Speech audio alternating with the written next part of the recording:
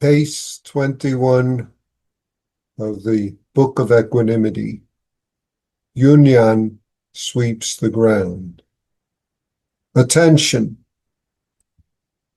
As Ungan was sweeping the ground, Dawu said, "Too busy."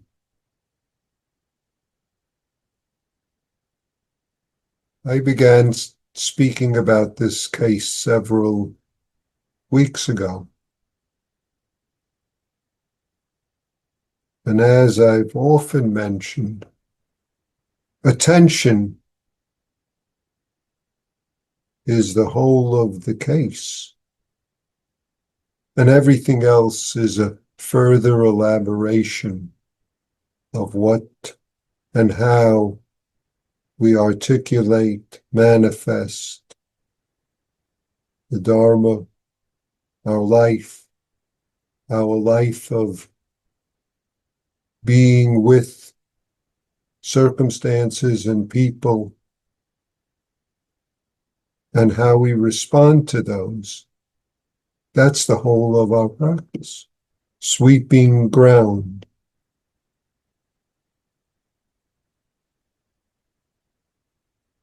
Cooking food. Answering emails. Paying a bill. Answering the phone and having someone complain to us.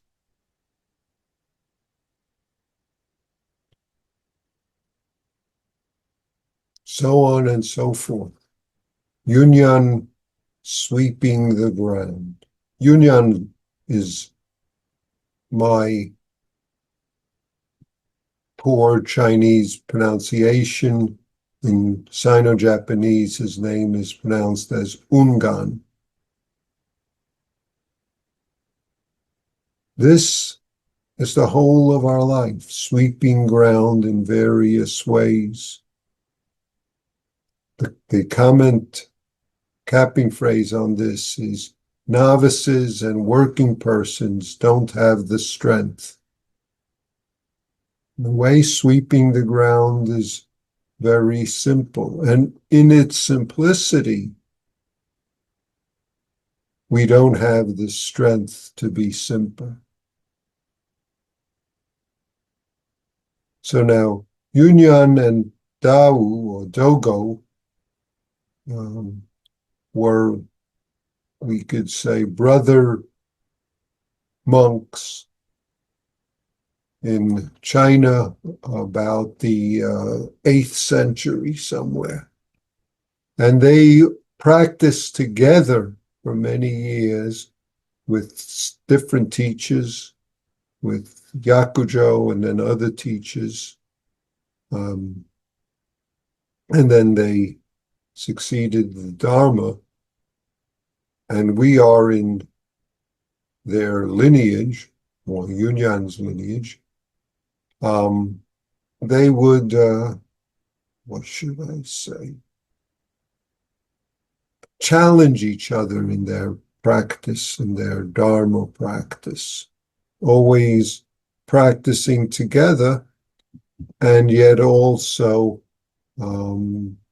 poking at each other a bit, if I say it that way, using opportunities to challenge each other and to clarify what is our life. How do we practice?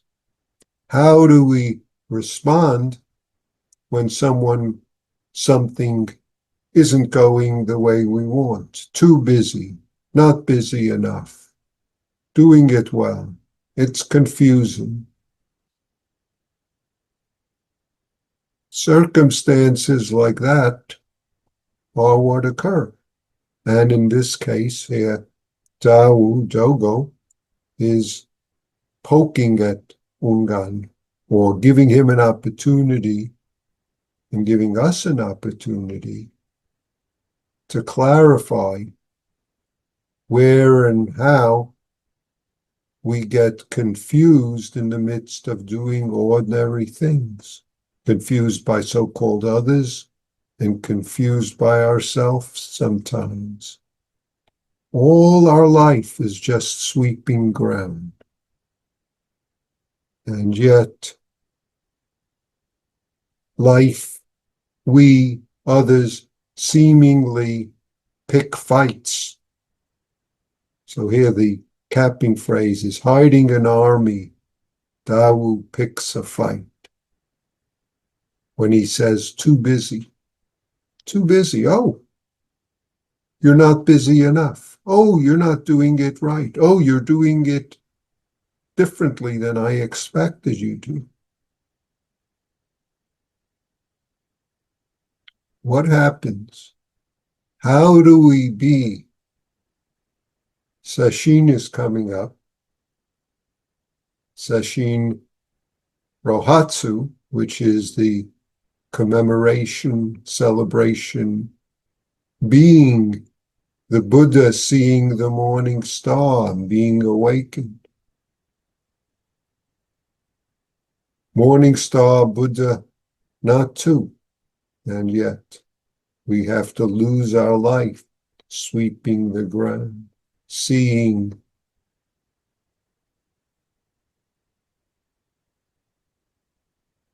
So Ungan responds, you should know there's one who isn't busy.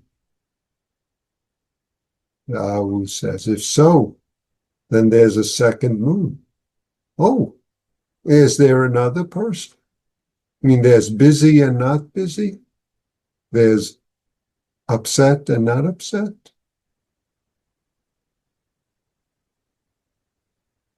We could build all sorts of things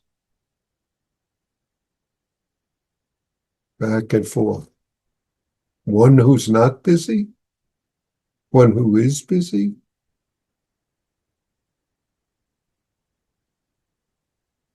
How many moons are there? How many worlds do we dance on and create difficulties?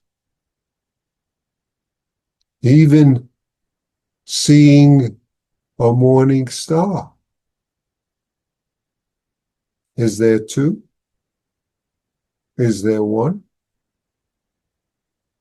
The morning star loses itself and the Buddha's eyes lose themselves. They all fall out into right here. Ungan held up the broom and said, which moon is this? So then Dawu stopped. Dawu stopped. Our practice life is embracing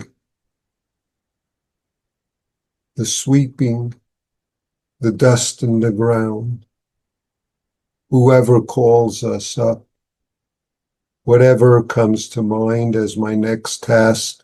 I've got to pay the bill, take care of these taxes, figure out how much I have when I'm going shopping. Can I afford this? And those are the easy ones, as opposed to when people say things, do things that we expect or don't expect. They're supposed to be nicer to me.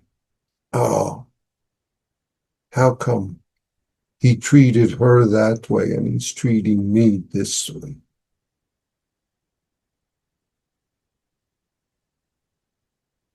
First moon, second moon, those dreams blind us to ideas that are keeping us from being this moment. That's why it's important to say, to notice, caught in self-centered dream, that analysis. Because being just this is always available as our practice, as our life. And yet just this We sometimes pick fights with ourselves about this. He should, I am sure that that's not the right way for him to be doing it. I'm sure he deserves or doesn't deserve. And then we pick on ourselves or others.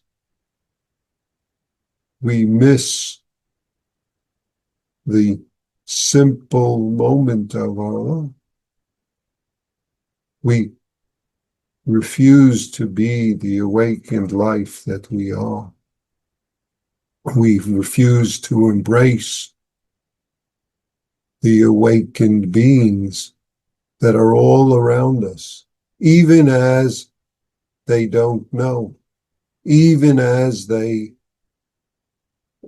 give us opportunities to relieve our suffering and their suffering.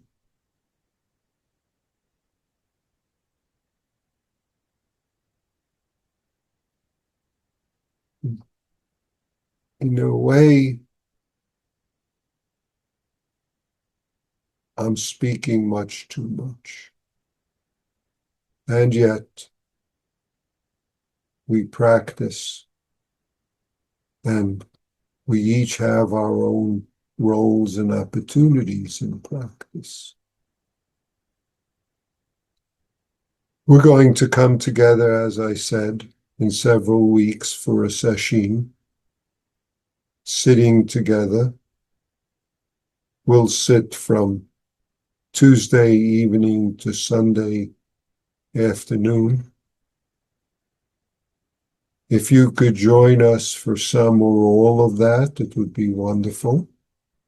And you'll need to speak to Mushin about it. He sent out an email, and there's more clarification online to make sure we know who and is going to be here, and make sure there's enough food and other kind of provisions, whether you, even if you're online.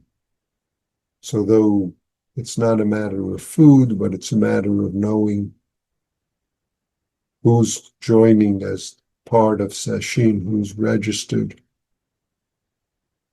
And the various forms of practice, of sitting together, of talks, of sanzen, of meals, of being together, whether physically in Champaign at the Prairie Zen Center or online, are opportunities for us to sweep the ground of our mind, of our life, and to do it with others who together we join in, if I use the word, being the Buddha's awakening, manifesting the awakening of the Buddha, both in the session, before the session, after the session, throughout our life, with all beings, including those at the distant star that we glimpse, and including those nearby, next door, in the next room, who join and support us, and who we support in manifesting this life, this awakened life that we all are, that relieves suffering and nurtures beings. Thank you.